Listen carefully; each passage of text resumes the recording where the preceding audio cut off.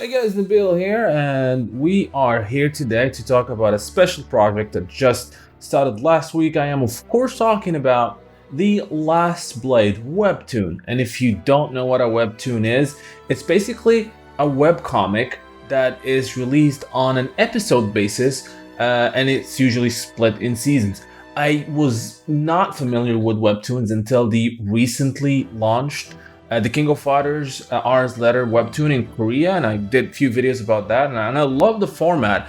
It really looks to me like it's some sort of a storyboard of an anime. You could take those pages from the actual webtoon and easily adapt them to an anime, and that makes it exciting. Just having the possibility of your favorite SNK IPs appear in that format is just beautiful. So last week and about 2 weeks ago, and I talked about that, it was announced out of nowhere that Tapas Webtoon platform has made a sort of a deal with SNK to work and adapt famous SNK IP, and it's the Last Blade. So if this is not the Last Blade week, I don't know what is. With the recent announcement that a Last Blade character is coming to Samurai Showdown Season 3, and the fact that we had a Last Blade webtoon launched this week too, is just really great. And also, Last Blade was released on the Nintendo Switch, which was the Neo Geo Pocket version. It's a great little game. So with that said, obviously I will be covering the series. Not only will I be reviewing the Last Blade webtoon, but I will also be interviewing the writer of the series. There'll be some behind the scenes stuff, and I'm really gonna cover this webtoon, and hoping this is the start of something between Tapas and SNK, and hopefully we'll get more adaptation. I'm pretty sure a lot of you would love to see a Fatal Fury adaptation, a Samurai Showdown adaptation, and of course, a proper The King of Fighters adaptation in English. So with that said again, and I know I said with that said a lot of time today, but I'll be reviewing the series in this video. I will be reviewing the first 3 episodes, which were released this week, again on the Tapas application or website. Link is in the description below, and you can read this first 3 chapters for free. The subsequent chapters are probably going to cost some money, but usually webtoons are not really expensive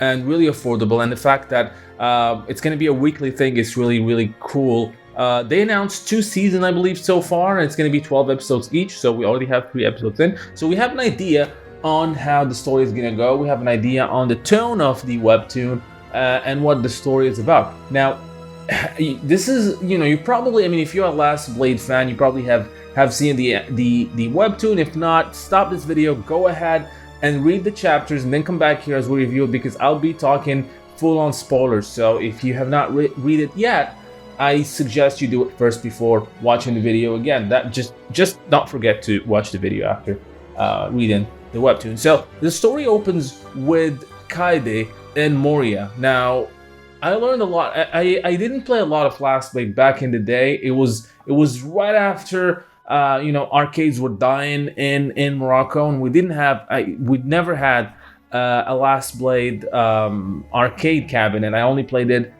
through emulators, and then through the official releases of re-releases on modern consoles.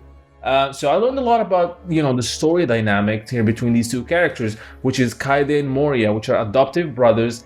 And Kaede blames Moria for killing his father. I'm not going to say what happens in the game, but if you're familiar with the game story, you have an idea on what really happened there. And they have a 3rd adoptive sibling, which is Yuki, their adoptive sister. And we see this weird relationship between Kaede and Moria, which is based on respect and hatred kind of thing, which is it's a theme that we see a lot in anime. So you should, if you watch anime, you're going to be familiar with it. So we're introduced to Kaede. He's still young. He blames his adoptive father for the death of his adoptive brother for the death of his adoptive father. And the story is that Kaede is trying to get his revenge on Moria. That is not the story, the entire story of the game. This is just what's going to take us into the main focus of the webtoon as we go on, because again, the actual story of Last Blade is not only about Kaede and his quest for revenge. But in this first 3 chapters, we're introduced to Kaide. He's not really as strong as you would expect him from playing the game. He's still trying to find himself. So there's going to be a quest for finding his strength as well as who he really is, which is really cool. We're also introduced to the fact that he can transform when he gets angry to that, like you probably saw in the game, he gets, his hair turns yellow. We don't know what that means yet. It hasn't been explained. It's still a mystery, but it's probably gonna play a big part of the anime, because whenever he transforms, he becomes stronger from what it's insinuated, but he's dying from that transformation. He starts coughing blood, and it's reducing his lifespan, which is an interesting story element that we're gonna see develop. So Kaide goes around. It's 5 years after the incident of him losing his father, and he goes around trying to find his brother. And through these first chapters, he actually meets a couple characters from the game. He met Jozu and he met Akari, the two siblings. They're also adoptive siblings, by the way. And some really funny things, action in there, ensure that you probably know about. So I'm not gonna really tell you exactly what happened, because you probably have seen the story, but more about talking about the tone and the actual how the entire presentation of the webtoon. First of all, the characters are written really, really well. You can feel how they are. You can feel Kaide is still learning, still not sure of himself. Sometimes he feels like he's heroic, the other times he's a little bit scared. So there's that nuance in there that he doesn't believe in himself yet, which is again probably a story thread that we're gonna follow in the webtoon. And there's also a lot of funny moments, and it's really your typical. It doesn't feel like a Western comic, like a Marvel comic or DC comic, but more like you're reading a manga. And that's really, really good. If you're into manga and anime, you'll love it. The artwork is fantastic. It's all in color. That's one thing I like about Webtoon. It's all in color, and it flows into this kind of like you're watching an anime. And it's just really, really cool. You just keep scrolling up, and more, fantastic artwork shows pretty much, and most of the artwork that we see in the Webtoon is can really be framed. It's just beautiful artwork, beautiful colors, and the story is intriguing. We're learning more about Kaide. We'll see where the story is gonna go. But these first 3 chapters, even though they're still low in terms on plot details, it's really a great start, and it's charting the way on where the story is gonna go. And I can't wait to see where they're gonna take this. I can't wait to see how these characters are going to develop, because one problem of adapting any fighting game, we've seen this, whether it's a movie, whether it's an anime or a story, is that a lot of these characters get sidelined. There's only a focus on 1 or 2 characters, and hopefully that's not going to be the situation here. I know some characters in the game are not important story-wise, but I just want to see each character shine. An example of a proper fighting game adaptation done right is the Street Fighter comics from Udon, especially the first few volumes, where they adopted Street Fighter Alpha and 2. I think that was really, really great how they focused, and we learned about each character, and then you had those backup stories showing the stories of some of these secondary characters. So it was really great. I'm hoping this is what we're gonna see here. Again, only first 3 chapters, not much has happened, but we have an idea on who these characters are and what is driving the main protagonist of the series, which is Kaide.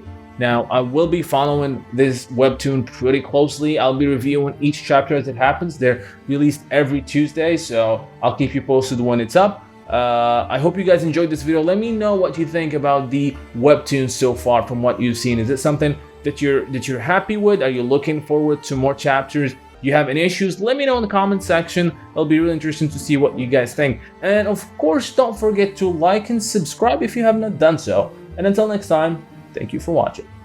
I hope you guys enjoyed this video from Neo Geo Now. Now don't forget to like and subscribe if you have not done so. And I would like to take this opportunity and thank my patrons for supporting the channel and making this content possible. Making daily videos and especially the documentaries and lore episodes takes a very long time and a lot of effort, and being able to get some support for these time-consuming tasks allow me to keep going and strive for more and better content.